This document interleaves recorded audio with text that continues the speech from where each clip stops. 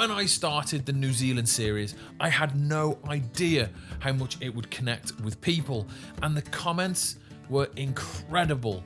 Honestly, thank you. Great video. Have a great journey. Cheers. Cheers to you, Richard. The video is made professionally, better than those on TV. It's truly amazing country. Blessings from Russia. Alright, geezer, you keep bigging us up. We might just not let you leave. We love the old back rub. Gonna watch your journey. Just watch the old apple and pears. Enjoy. I'm not sure what he means by apple and pears, but either way, I like both. Used to pick magic mushrooms there in the late 90s, early 2000s. Celebration emoji. Thank you for that. 3 islands, actually. North, South, Stewart Island. Fair point. Time spent in Auckland by a visitor is precious time wasted. Why would you cross the planet to look at a mediocre city? ? Head south. No, it's not. Auckland Stardome? Really? You should have waited until Taupō, the Mount St. John Observatory, and the Mackenzie Basin Dark Sky Reserve. In fact, we did. Auckland nightlife is great, but no good if you have the wife in tow. Few personal problems there, Graham. Wellington is the armpit of the Western world. People only live there if they have to for work. The Great What River? ? Now, the reason I wanted to make this video is, well, the comments on the New Zealand series have been interesting. Most of the comments have come from people who are actually living in New Zealand, which is amazing. But there's also a surprising amount of comments that have come from people who have moved from the UK or other countries to New Zealand, which is an absolute bonus for us. So I wanted to respond to a mix of them, not just to say thanks, but also to try and understand why people write what they do in the comment section, whether it be about the culture, the food, the people, the country itself. And there's also quite a few comments where people are getting very passionate about what's better, whether it's Vegemite or Marmite. Either way, today we'll be diving in, and maybe, just maybe, I might actually finally understand the internet. Before we get into it, just a quick disclaimer. There are a few comments I've had to censor because of YouTube's rules, but from what some people have written, I actually think that's probably for the best. Also, this isn't about hating on people or firing shots back. As someone that's moving from the UK to New Zealand, I think it's really important to go through these comments and try and understand a lot about the culture and the country and everything else in between. This is more of an open discussion about how people see New Zealand, whether you're from New Zealand or whether you're not from New Zealand, or maybe you've moved from another country to New Zealand, but also to understand why some comments come across the way they do. All right, let's get into the fun part, the comment section.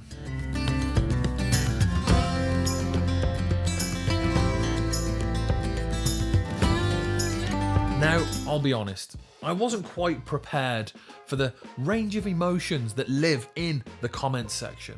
Some people were absolutely lovely, very kind-hearted and very nice comments. Some people were very confused, not sure what from, and some people were still recovering from how I had my thoughts on New Zealand pies. What's interesting though is that there is always some sort of recurring character in the comments section, and you know who you are. You know who you are. And they always have some sort of comment that they have to put in there that's completely unrelated to the video. Something like, nice clouds, but the way you said Rotorua completely ruined my day. It's always humbling when you realise the internet is one big, giant international pronunciation test. And to be honest, when we got there, I will take the L on a few places that I probably pronounced wrong, such as Taupō or Taupō, depending on how you say it. I still don't know what's correct, but I still call it Taupō.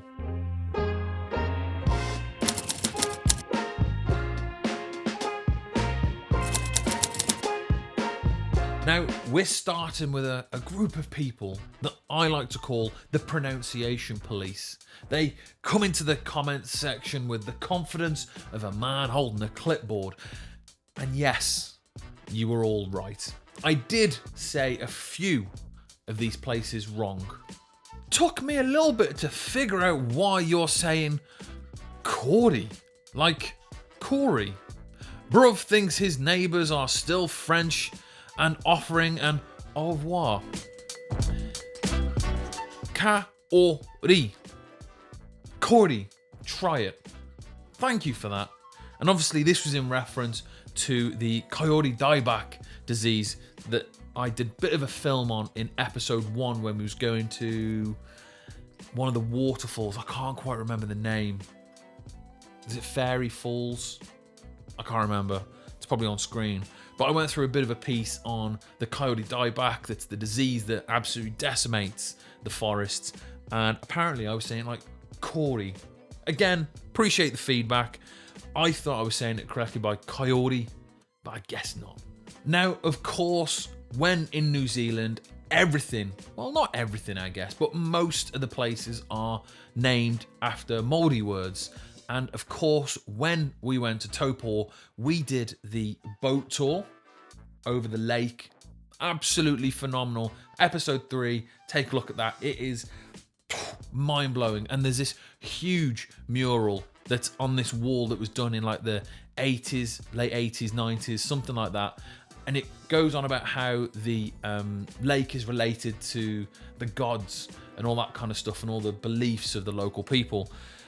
And I did my best to try and nail them names because holy, it was effort.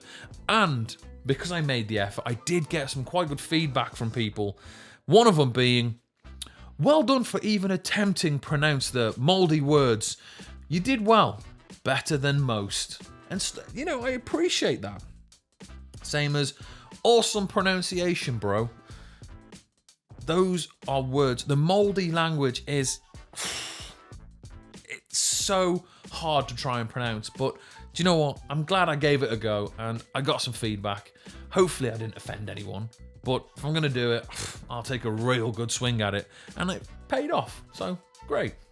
This one doesn't really count as a pronunciation problem or pronunciation issue within the series. This is more my mistake.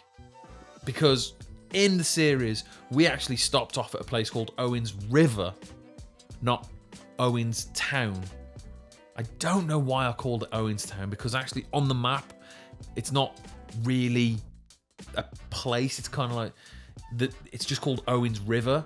And the place we stopped at was Owen's Tavern, I think, or Owen's Hotel. I can't remember, it's been a while. But it's not actually Owen's Town. And someone pointed out in the comments saying, Owen's Town, ?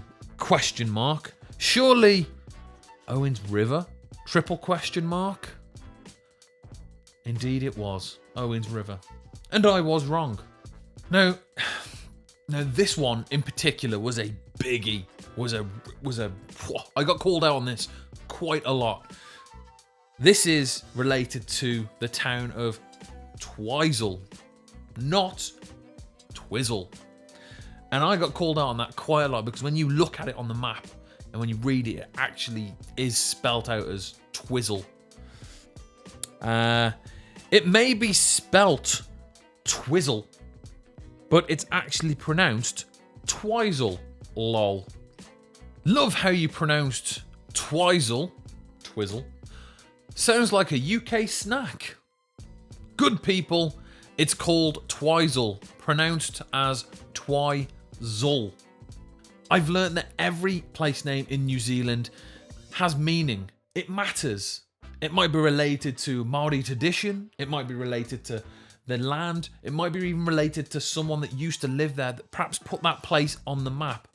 And it always takes some learning to get these places correct and to learn how to pronounce them correctly as well.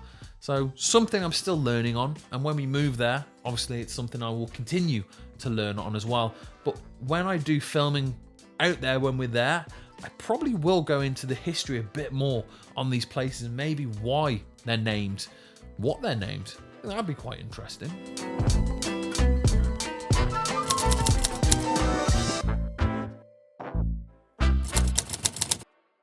Now, one of the topics that did come up in the video, quite a lot actually, was of course the cost of living, especially when we mentioned in episode 5, I think it was, that we were considering moving to New Zealand, which now is actually coming to fruition.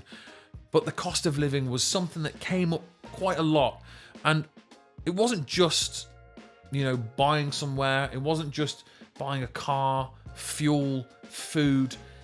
A lot of people commented on various things, but one person in particular commented and kind of encompassed all of it in one. And I think the following comments kind of sort of string on from that. And the comment is as follows. Good country to look at, but $700 a week rent or $1 million average cost to buy a home, $100 per person for weekly food, costs $2.60 a litre for petrol or $10.40 a gallon.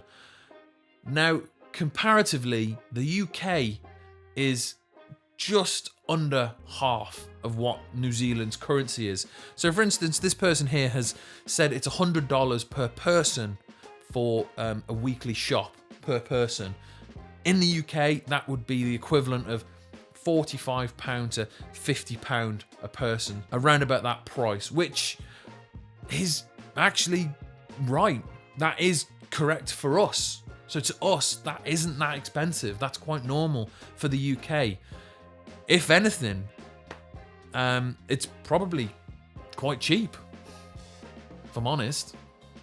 I think if I was to do a single shop for myself, for the full 7 days, I'd probably be looking, about £70-80 just for me.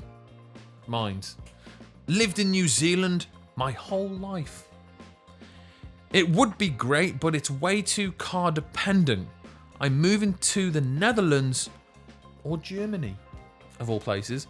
Now, I understand where that person's coming from, that New Zealand is very car dependent. Again, the cost of living might come into this, because if you want to travel around and see New Zealand for everything it has on to offer, which is a lot, again, it might be too expensive for you to buy a car. It might be too expensive to buy fuel.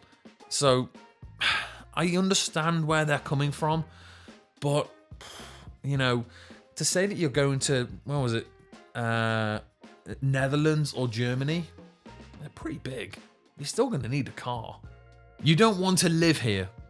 Cost of simply living is expensive and still increasing extremely. Best to be a tourist in New Zealand. Racial division in a small country like us hits closer to home and communities. You can't ignore it. Poverty is increasing. First of all, let's unpack that. Let's unpack that comment, shall we? So they've gone into, you don't want to live here. Cost of simple living is too expensive and still increasing. So we're talking about the cost of living. Racial division in a small country like us hits closer to home. Okay, we've gone from cost of living to racial division. Communities can't ignore it. Poverty is increasing. I'd like to know why that person has put that comment in particular. I don't understand how the two can connect. Perhaps someone can connect the dots for me, how poverty, racial division, and the cost of living all connect, because I'm a little unsure. You might actually have a good life if you arrive with £1 million. quid as well. They must be from the UK. Otherwise, you will have a daily expensive struggle, like the rest of us. I can't afford to go at all to these lovely places anymore because I have to pay the large monthly power property tax and insurance bills. Now, I'm not sure what this person means by large monthly power property tax. Is it meant to be segregated? You know, power and property tax and insurance bills? Or is there something called a monthly power property tax? What's that? Is that a thing? I'm not sure. However, comparatively, the UK is very, very expensive. And I think the UK is going through what New Zealand is going through. If you look at Australia is becoming very expensive as well. Same as Canada. And it seems to be a lot of the Commonwealth countries are becoming extremely expensive, whether it's property, whether it's food, car, fuel, taxes, insurances. We're all in the same boat. We're all in the same bracket. And I just feel like New Zealand is a nice place to go.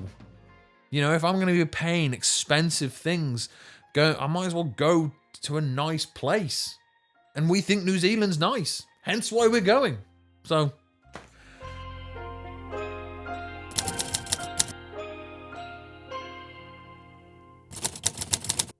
Another topic that came up quite a lot was, of course, drones. Now, this was probably because half of the series was filmed about 50 metres above a sheep paddock. And honestly, I understand why people were asking a lot of questions about drones, because New Zealand from the air looks fantastic. It looks amazing. Some of the drone footage I got was just out of this world. New Zealand is like a cheat code for people who fly drones. You just hit record and the country just does the rest. It's just perfect. But a lot of people pointed out that New Zealand has a lot of drone laws and rules regarding flying drones in New Zealand, which it does, yes. And they're not wrong. You basically need the coordination of a pilot and the patience of a monk. Now, I'll admit I wasn't entirely sure on all of the rules in New Zealand. There's a lot of grey areas when it comes to flying drones. And that's why a lot of the footage was either filmed at sort of low level or we just didn't film at all. Because a lot of the time when you fly a drone, I have a DJI Mini 4 Pro and it comes up on the little display on the controller on whether there's any restrictions in place or whether it's a no-fly zone. So a lot of the time I was going off that. I did research on what I could, but trying to find actual places you could fly was relatively tricky. Another thing as well was New Zealand has places called dock sites or dock zones, which is Department of Conservation areas. But these Department of Conservation zones, most of the time, if not all the time, you do need permissions to fly there. So in future, when I am going to be flying, doing videos for obviously these series that I'm doing, I am definitely going to be looking more into that because I think that's information that's really, really important. When I come home, there was a lot of people asking about why are the restrictions so tight in New Zealand on drones? That's because of these dock areas. They're trying to protect the land and the animals and everything. So when you've got drones flying around and, you know, buzzing all over the place, it's gonna do everyone's head in. You know, there's someone's trying to relax and there's someone flying a bloody drone around, and, you know, people don't want that. You know, local wildlife and fauna don't want that. So hence why these restrictions are in place. It is strict. Like, it's very, very strict, and for good reason. But honestly, flying in New Zealand is still an amazing experience. Seeing the landscape, capturing the light the way I did with the drone, it really was something else. It's like you get the footage, and I was, going to edit it, and it was almost like I didn't need to, because it was just so perfect, seeing New Zealand from the ground is one thing, but seeing it from the air is a whole different story. My only recommendation though is if you are going to come to New Zealand and you're going to fly a drone, please, please, please make sure that you check where you can fly, what your restrictions are, and potentially see if the DJI software, if you fly a DJI, is up to date with New Zealand laws and restrictions, because New Zealand is very strict and very tight with it. And there is huge, huge fines and costs that come into play if you do cause severe problems. So something to keep in mind. But if you can fly, I highly, highly recommend you do it.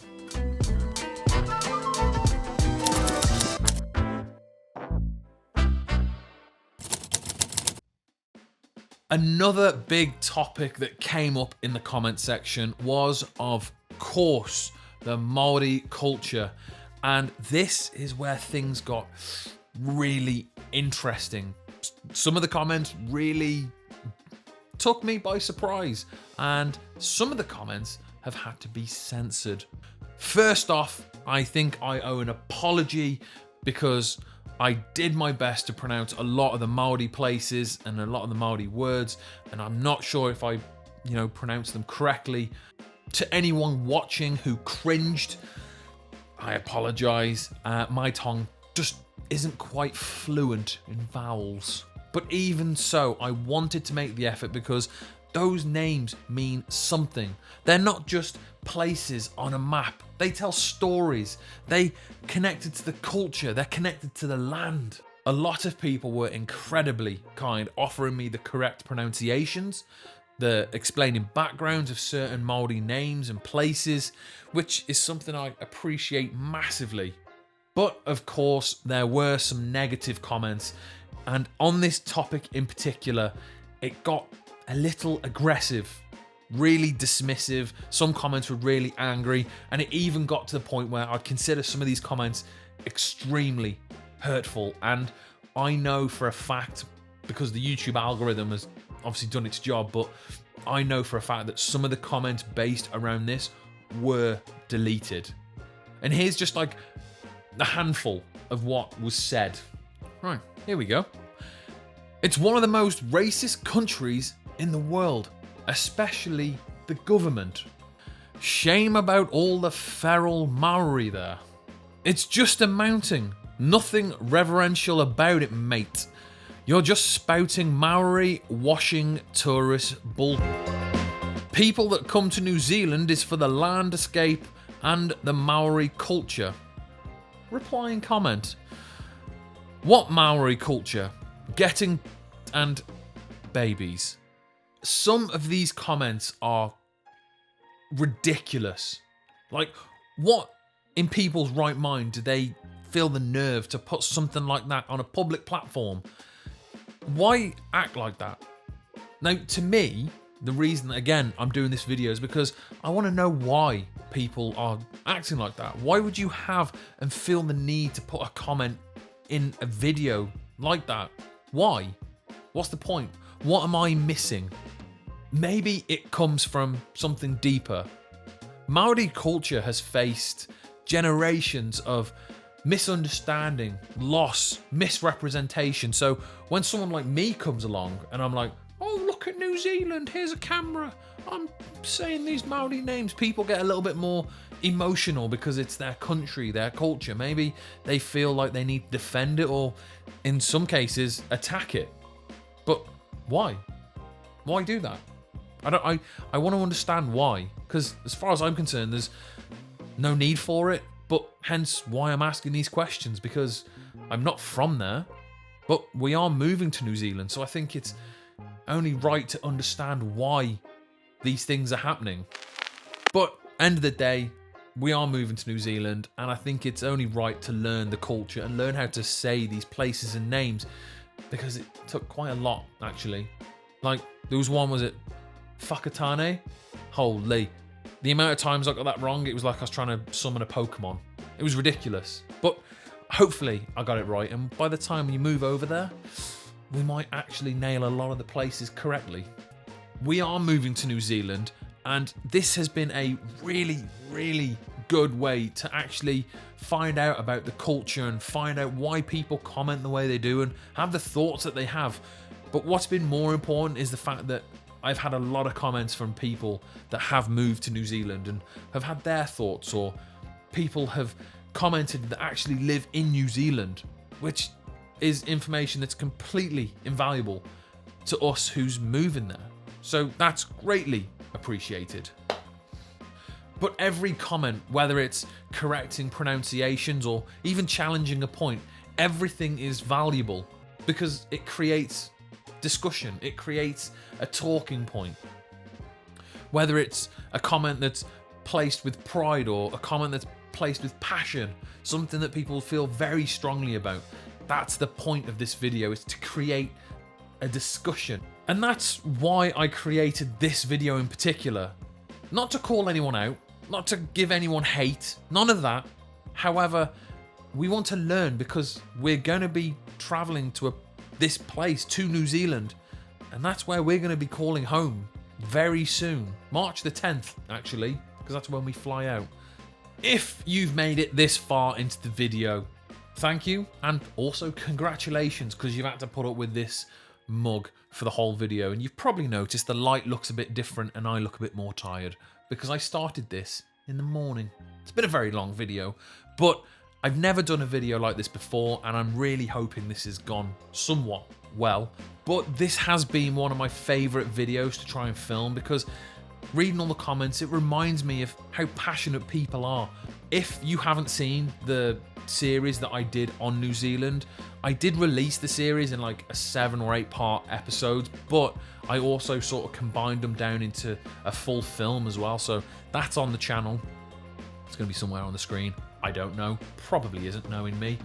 But there's going to be a lot more of that style of filming, and probably better, because when we get to New Zealand, I'm going to have a full focus on showing the world what New Zealand actually looks like. You know, you see all these books and stuff and like pictures and videos, and it's like, is New Zealand really that good? Yes. Yes, it is. It really is. And I'm going to prove it.